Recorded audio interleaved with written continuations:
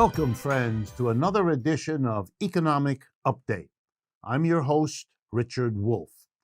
In today's show, we're going to be talking about the GOP turning against forgiveness of student loans, the buying up of American homes by investment companies, converting homeowners into renters, the really problematic condition of our economy, and a remarkable unity of the left in French politics.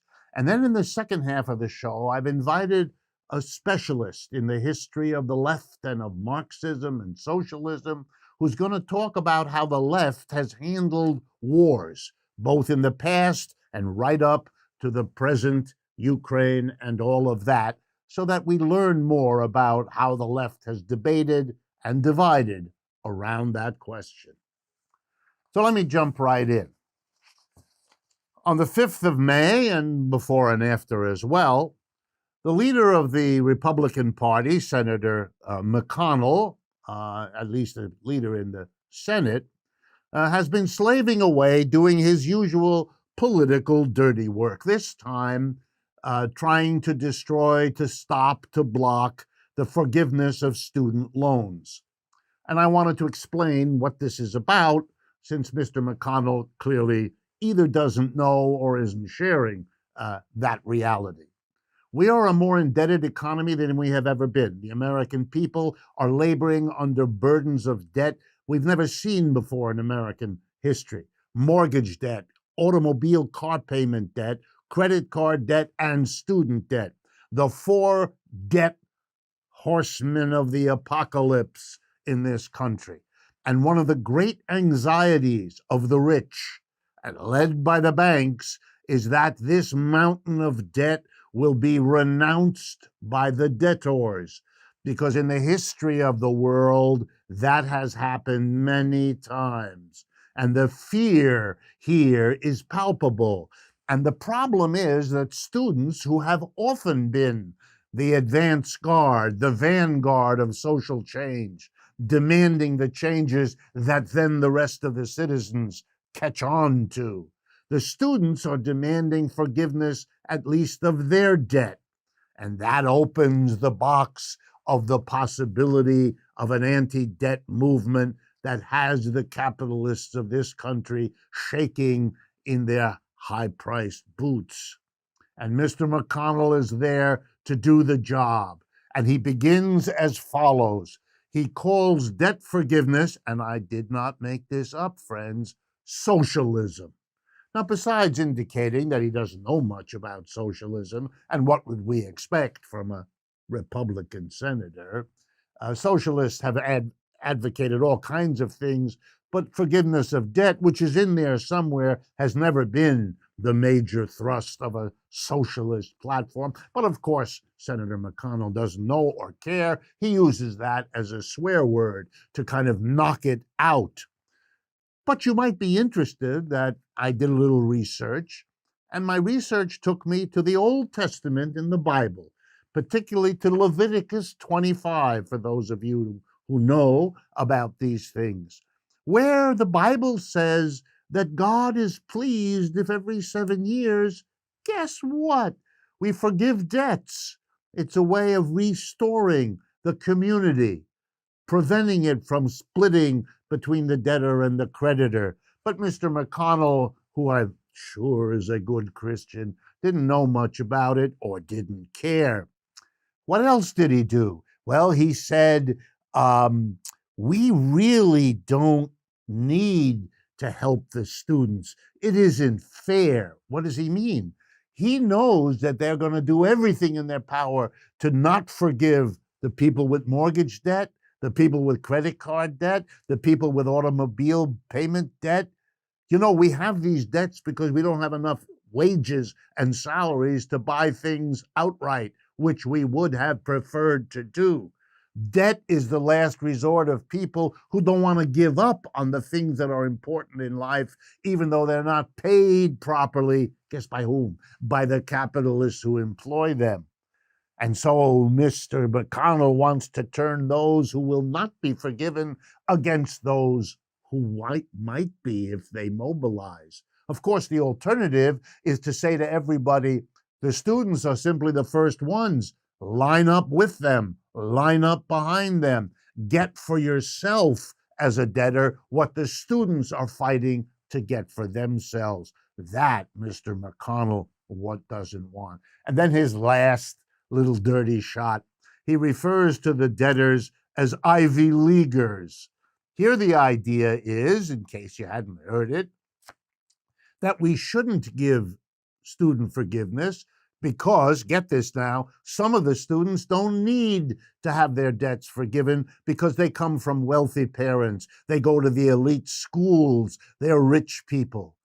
I love that. And I want to remind Mr. McConnell that in December of 2017, a few years ago, when Mr. Trump and the Republicans gave the corporations and the richest Americans one of the biggest tax cut gifts they ever got, nobody, including Mr. McConnell, said, gee, we shouldn't give a tax cut to companies that don't need it. Many of the companies who got the biggest tax cut have been making wild profits for 5 or 10 or 15 years before the tax cut. They clearly didn't need it. But nobody brought up the question of need, and everybody got the tax cut. But when it comes to helping students, no. Now we are going to discuss need. Mr. McConnell is a faker, doing the service of the people he should be challenging. My next update has to do with an absolutely remarkable phenomenon sweeping this country. It started long ago, but it really picked up steam in the aftermath of the Great Recession of 2008. Here's what it is. Masses of people losing their jobs, losing their income, unable to make their mortgage debt payments, so they have to sell their house. That part isn't all that new. What's new is who buys it. Not another family. That's the old story. Now it's corporations who are set up to mass purchase the houses of those who have to leave because they've been rendered bankrupt. And they don't want to sell the house. They want to convert it from a homeowner to a home renter. It's the conversion of more and more American families into renters. And the money that is made by these large corporations is enormous because they buy the houses from people desperate to sell them and therefore at a low price. And then when the economy came back in 2011 and 12, at least part of the way, the rising value of the home was the benefit of the corporation, not the family that had been forced to leave. Horrible, ugly story about today's American capitalism. But it has side effects that are even worse. Let me give you an idea, because much of the loss of homes in the Great Recession were homes owned by African Americans, so that today 75% of whites are homeowners, only 41% of African Americans are homeowners. The situation has gone the furthest in this whole country in the big city of New Jersey known as Newark, where half of the homes are now owned by companies that rent them out. And here's a side effect that a visitor to this show on occasion, Bob Henley, made me aware of. He's a specialist in New Jersey where he lives and works. And he pointed out that there's been a catastrophic drop in the registration of African Americans and other poor folk in Newark. Why? Because if you convert a home from homeowner who lives there, who's invested in the community, who learns about the community because he or she owns the home, they're likely to register to vote. They care, they pay attention. A renter who doesn't know how long he or she will be there has a completely different attitude, doesn't register to vote, doesn't participate locally. And you know who benefits from that? The Republicans, because the inner city people who don't register and vote are overwhelmingly Democrat. People didn't think any of this through, and that's how the transformation of this country is continuing just a few inches below the radar, but with devastating social effects. In the first 3 months of 2022, this is my third update for today, the annual rate of growth of wages slowed. At the rate of January, February, and March of this year, we will have a wage increase of 4% this year, and the inflation is expected this year to be between 8.5%, which it already is, and 10%. In other words, the working class of this country, the wage earners, are falling further and further behind. Let me add a couple more economic statistics. Bitcoin, that gambler's paradise that so many Americans have become interested in, has lost, get ready, 50% of its value since November of last year. That is barely 6 months. The NASDAQ, the largest stock market in this country, since November has lost 25%. Trillions with a T of value have disappeared. Wow, is this an economy that's strong? No. And when the Fed Chairman Powell says the labor market is tight, we're going to have to raise interest rates, and that's going to cause more unemployment, I'm saying to myself, and I hope you are, this is an economy that needs help. It doesn't need more unemployment after the recession that we've just come through, after the pandemic, and after the inflation. This is an economy that is savaging the majority of people, and it ought to be faced. The last update I have time for is in some ways the most important. You know, as politics has moved to the right, as we see Democrats who look more and more like what Republicans used to look like, and Republicans look more and more like what we used to call fascists, the question has always been now for decades, what is the left doing if the middle and the old left moves to the right and the right moves into the cuckoo land? The left seems to be paralyzed. It seems to be fragmented into many different parts. Well, the old argument is if the politics move to the left, eventually the pendulum will swing the other way. And over the last few weeks, the pendulum has begun to swing. And not surprisingly, it started in France, where these kinds of left-wing swings have happened before. In the first round of the presidential election in France in April, the two people who got the most votes, Macron, the sitting president, and the right-wing extremist Le Pen, were the first two vote getters, so they had a runoff at the end of the month, and Macron defeated Le Pen. Little known fact, in the first round, Mr. Macron, the president, got 28% of the vote.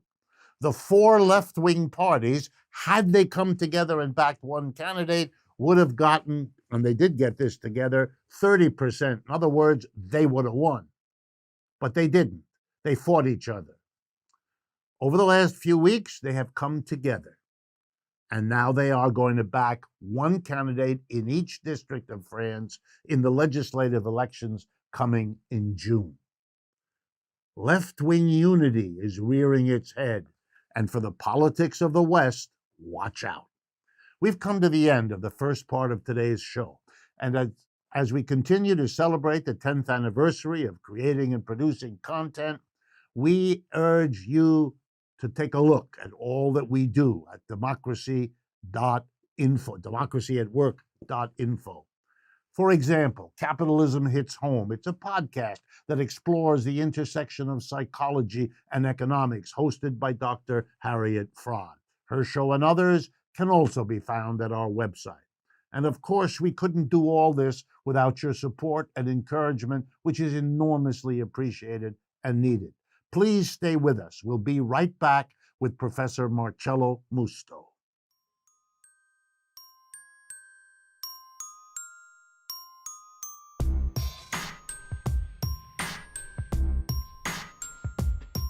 Welcome back, friends, to the second half of today's economic update.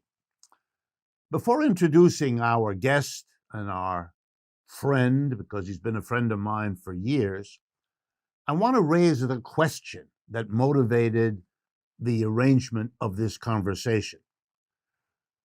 The middle of political life in Western Europe, in the United States, and in other countries has been on the decline and retreat for many years now.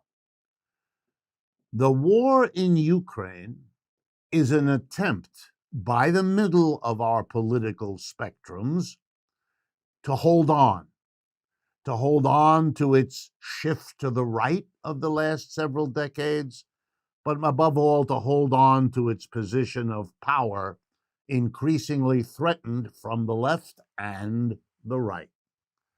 No one would be better, I thought, to do this than my friend, Professor Marcello Musto. He's a professor of sociology and sociological theory at York University in Toronto, Canada. He is known globally for his many published books, articles, and edited volumes on Karl Marx and on Marxisms. He is the founding director of the Laboratory for Alternative Theories at York University, and editor of the book series Marx, Engels, and Marxisms for Palgrave Macmillan, and Critiques and Alternatives to Capitalism for Routledge, two major British publishing houses. So first of all, and above all else, thank you, Marcello, for joining us. Thank you very much for the invitation, Rick. All right, let's jump right in. Give us, based on all the researches you've done over the years, give us a sense historically how the left has come to terms with or divided over the question of war. It's very interesting to go back to the history of the left, because many times we try that we are facing dramatic times, and this is true, but it is not the first time that we have to face some of the questions they are debating these days. So the issue of war in the debate of the left is as old as the First International in the 1860s, in the 1870s, when actually war was considered by the labor movement as an inevitable element of capitalism. So I will say that there was a compelling contribution of socialism that gave the responsibility of war to the development of capitalism, the connection between capitalism and the spread of war. So no longer this idea that war is connected to the ambition of a monarch, but to the dominant socio-economic system. And this is something that we have seen in many authors of the left, including in Friedrich Engels. Very few people know that Friedrich Engels, who wrote the Communist Manifesto with Karl Marx, actually wrote at the very end of his life a very relevant series of articles on war. The title was "Can Europe Disarm?" And Engels is actually pointing out the fact that it is essentially that there is a process of disarmament. Otherwise, this would be the only guarantee for peace, according to Engels. Otherwise, it would be a destruction that the world had never seen. And it's talking about, of course, the unprecedented level of, production of war, ammunitions, etc. But the debate later became even more complicated, because it is no longer a debate about theory, but it is a debate, and I'm talking about the Second International, the beginning of the 20th century, about concrete political issues, in particular, the aggressive agenda of Germany, of Weltpolitik. And this was the beginning of other issues and other problems, not only in socialism and Marxism, but also in other political families like anarchism or the feminist movement. In World War I, there were two major countries, now not the only ones, Russia and the United States, participated in World War I, but the major leaders, political left-wing leaders in those two countries, included on the Russian side Lenin, on the American side Eugene Victor Debs, a major historic leader of the Socialist Party. And both of those men, one in Russia, one in the United States, declared that in their view, They would support neither side in World War I, and they encouraged young men and women not to serve in the military because these were wars in which working class people shot at and killed each other for the greater glory of the capitalists who had made the decisions that led into the war. These days, for example, young socialists elected to the US Congress recently have been supporting the war in Ukraine, supporting the middle in that effort, as if there were some kind of necessity. Could you tell us a little bit about how the left split around World War I and what the thinking there was? Unfortunately, the positions of the leaders that you mentioned in Soviet Union and in the United States were minoritarian at the time. They were following the idea coming from the First International that every war is a civil war. That's a wonderful principle. And therefore, labor movement should struggle for the final abolition of all wars. But concretely, with the Second International, there was no possibility, there was no capability of uniting workers. And the majority of socialist and social democratic parties voted in favor of war credit, right? So this was a dramatic decision for the left. And there were people in the anarchist movement, including in the anarchist movement, like, for example, Kropotkin. He was the most well-known leader at the time. He was worried about the aggressive politics of Germany, right? So Kropotkin himself is saying we should support an alliance against Germany. And even among feminists, there is this idea that war is a positive thing because women will be able to work and substitute conscripted men at the time. But actually, very slowly at the beginning and then strongly later, there is a majority of the left that is understanding that war is the biggest horrible things in the world. And there is actually also opposition to the old idea coming from French Revolution that war is an opportunity to bring revolution. On the contrary, war is now clearly identified with destruction, with death, with hunger. And very slowly at the beginning and then strongly later, in particular thanks to leaders like Rosa Luxemburg, her slogan, war to war, her idea that the main goals of fighting imperialism war is the most important things the labor movement should be do. This was the beginning of a new era and the beginning of a pacifist era slogan and program for the labor movement. Yes, you know, in European history, which I know through my own family, after World War I, one of the most powerful ways of recruiting young people, particularly to the socialist movement, the communist movement, and so on, was this association of socialism and communism and so on, anarchism, with anti-war. In other words, in looking back at World War I, the position of refusing to participate looked better and better relative to the position of those who had supported it, because World War I was such a devastating war. All right, did it matter to the left in these debates who, quote unquote, started the war? Was this an issue that made any difference? That's interesting because actually this debates that we are having today, who started the war, the just war, war of defense, is something that it has been debated, again, not only in theory, but concretely in very dramatic historical circumstances by the left. I will bring the example of the most important French socialist leader at the time, Jean Jaurès. In 1911, he wrote an important book in which he was in favor of this defensive war, and the case was the defense from somebody who had started the war. So it is very similar to the case that we are debating today with Russia and Ukraine.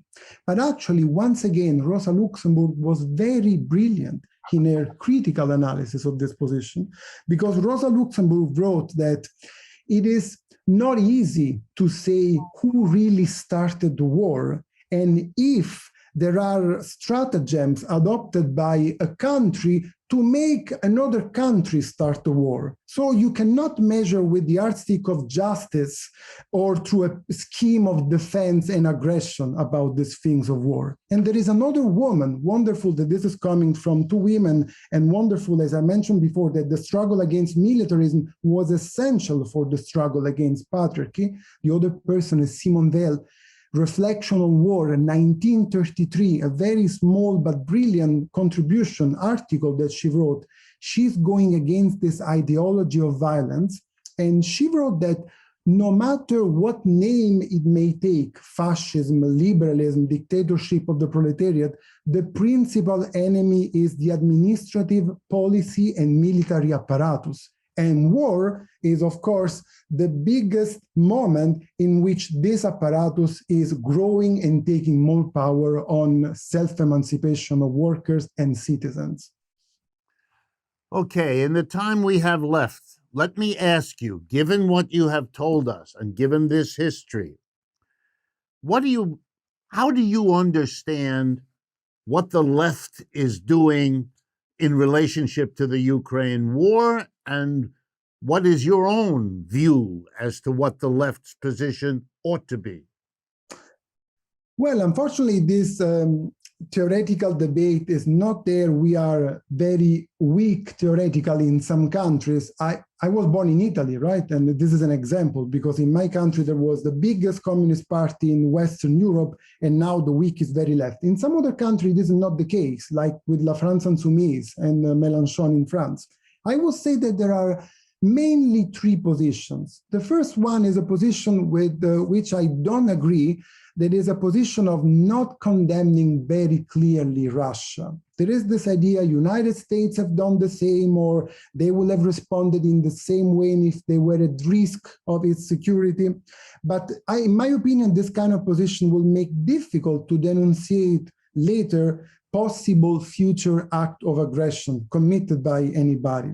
And Lenin himself is in favor of self-determination, and why you should suggest that anything different and give this to the nationalist government of Putin. But there is a second position that is also very dangerous, and it's the position of the left, including in the radical left, that is becoming directly or indirectly co-belligerents. We have seen this many times in the past years. In Italy, supporting the war of Kosovo, or today with Podemos in Spain, or the Left Alliance in Finland, they are all clapping their hands to this militarist discourse that Zelensky is doing in many European parliaments. And I believe that the left cannot have this idea, the famous motto of Clausewitz, the continuation, war is a continuation of the politics by other means. The left should believe that war is the failure of politics, and the left should have very clear that on its banners, the war, anti-militarism, and not to war are essential, dramatically essential. Marcello, as usual, I wish we had more time, but I do very much appreciate your bringing to the fore and thereby informing the debate that we need to continue in this country and everywhere else about the war in Ukraine, but also the whole question of war and what the left with its political power can and should do. And to my audience, I hope you take some insight and some thought-provoking qualities from today's interview. And as always, I look forward to speaking with you again next week.